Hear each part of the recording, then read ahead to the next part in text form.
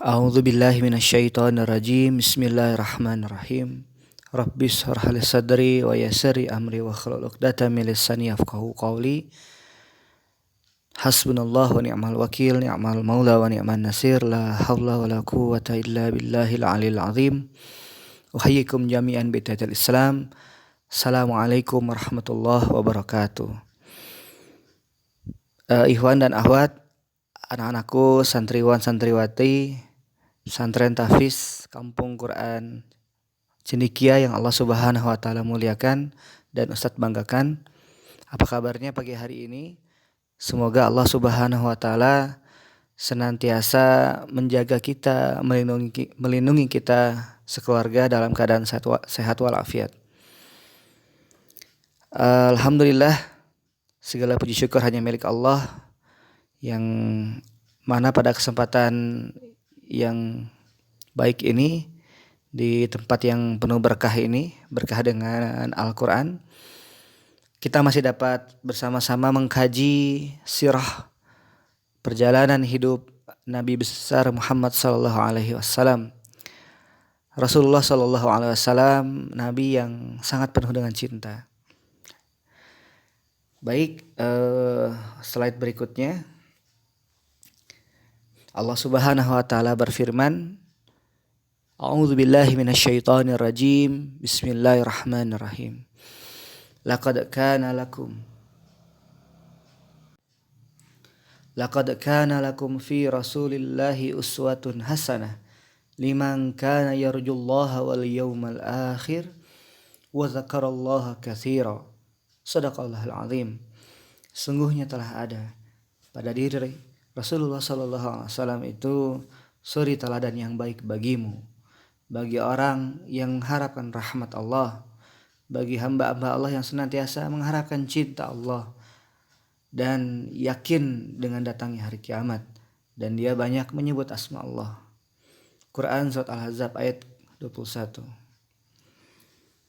Bagian pertama, Rasulullah SAW adalah seorang yang semenjak kecil telah menjadi yatim dan piatu, ditinggal mati oleh ayah dan ibundanya tercinta.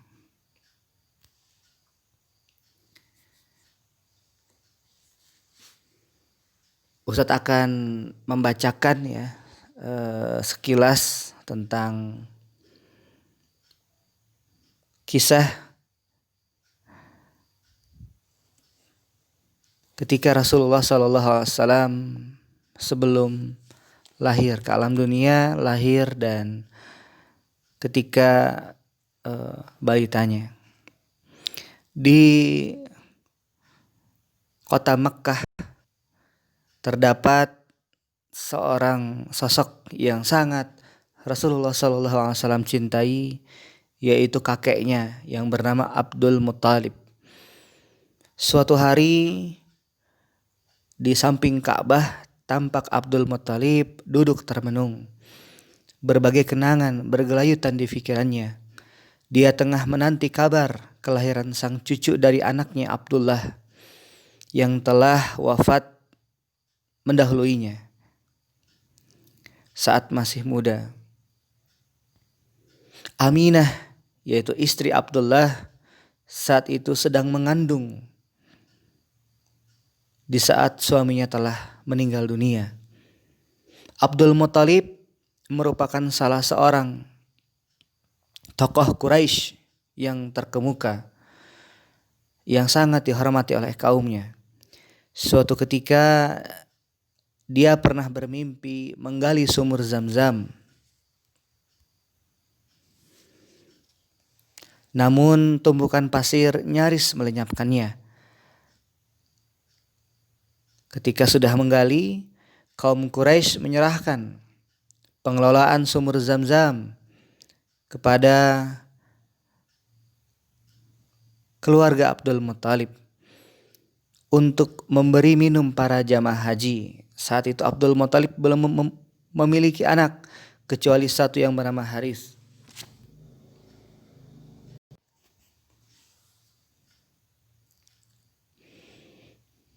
Abdul Muthalib ingin sekali diberikan anak yang banyak, sampai-sampai dia bernazar, berjanji kepada Allah Subhanahu wa taala, jika saja dia diberikan 10 anak, dia akan menyembelih seorang dari anaknya sebagai persembahan kepadanya. Di saat doanya terkabul, maka genaplah sudah Abdul Muthalib memiliki 10 orang anak. Dia ingin memenuhi nazarnya kepada Allah. Anak-anakku sekalian, di antara tradisi orang Arab saat berlaku demikian, yaitu mereka mendatangi sebuah tempat semacam pengundian. Mereka meyakini hal tersebut sebagai sarana berkomunikasi dengan Tuhan dan untuk menentukan takdir mereka. Di saat Abdul Muthalib melakukan pengundian terhadap anak-anaknya, ternyata nama yang keluar adalah Abdullah. Padahal Abdullah merupakan anak yang paling dia sayangi. Karena Abdullah adalah anak yang sangat lembut dan berakhlak mulia. Abdul Muthalib dan juga kaumnya sangat sedih atas keluarnya nama Abdullah. Mereka lalu meminta pengundian diulang kembali. Undian diulangi sampai 3 kali. Namun hasilnya tetap sama, tidak berubah. Nama yang keluar hanya nama Abdullah. Abdul Muthalib akhirnya sadar bahwa Abdullah yang dimaksudkan.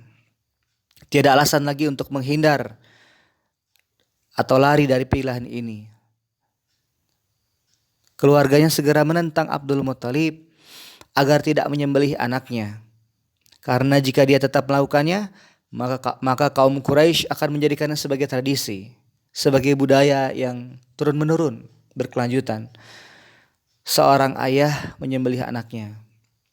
Padahal Allah Subhanahu wa taala telah membatalkan budaya itu pada zaman Nabi Ibrahim alaihissalam dan zaman Nabi Ismail alaihissalam.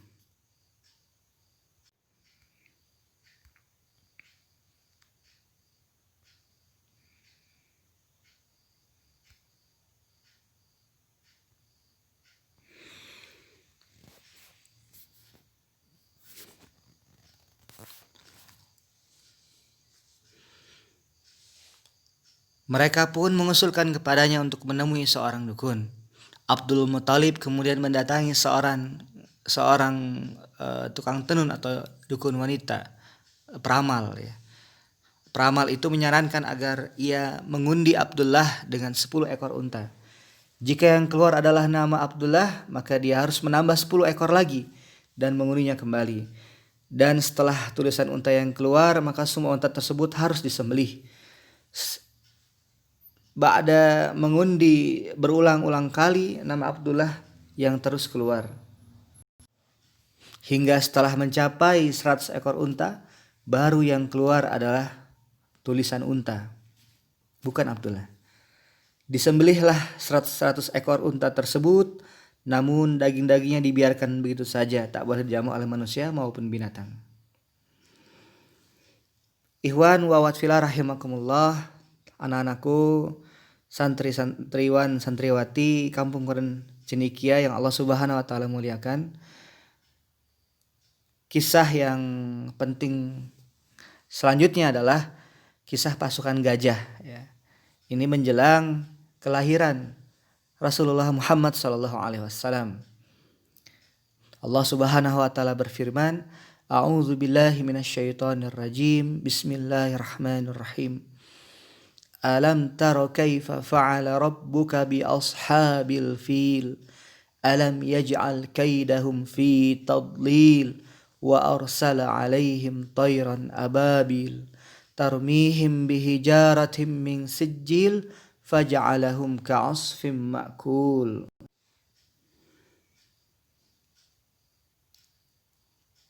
Waktu di mana Rasulullah Muhammad SAW lahir itu adalah bertepatan dengan hari Senin 12 Rabiul Awal atau tanggal 10 Agustus 570 Masehi.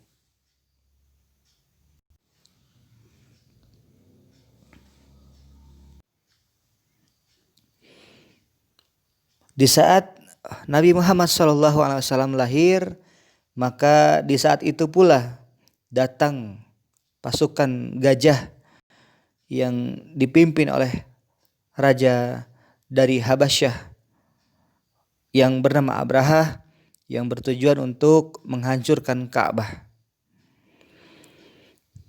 Allah Subhanahu wa taala berfirman yang artinya, apakah kamu tidak memperhatikan bagaimana Tuhanmu telah bertindak terhadap pasukan bergajah? Bukankah Dia telah menjadikan tipu daya mereka untuk menghancurkan Ka'bah itu sia-sia? Dan Dia mengirimkan kepada mereka burung yang berbondong-bondong yang melempari mereka dengan batu yang berasal dari tanah yang terbakar. Lalu Dia menjadikan mereka seperti daun-daun yang dimakan ulat. Al-Quran Surat Al-Fil ayat 1-5.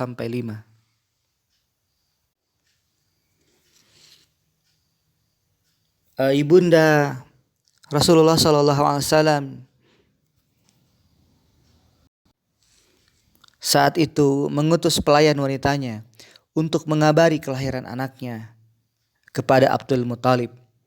Abdul Muthalib datang dengan sangat segera, dipenuhi dengan hati yang sangat gembira, bahagia akan lahirnya seorang cucu laki-laki. Seakan kehidupan kembali berputar dalam jiwa orang tua yang sudah tua ini. Kelahiran sang cucu tak ubahnya pelipur lara, pengganti anaknya Abdullah yang telah wafat. Hati Abdul Muthalib sangat bahagia. Saking bahagianya Abdul Muthalib menangis karena bahagia.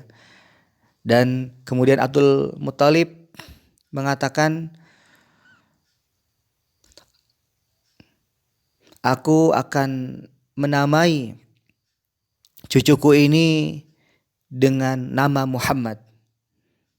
Maka kaumnya bertanya, mengapa engkau memilih nama itu? Bukankah nama itu tidak dikenal di kalangan orang-orang Arab, di kalangan Quraisy? Maka dia menjawab, aku ingin dia dipuji Allah di langit dan dipuji makhluknya di bumi.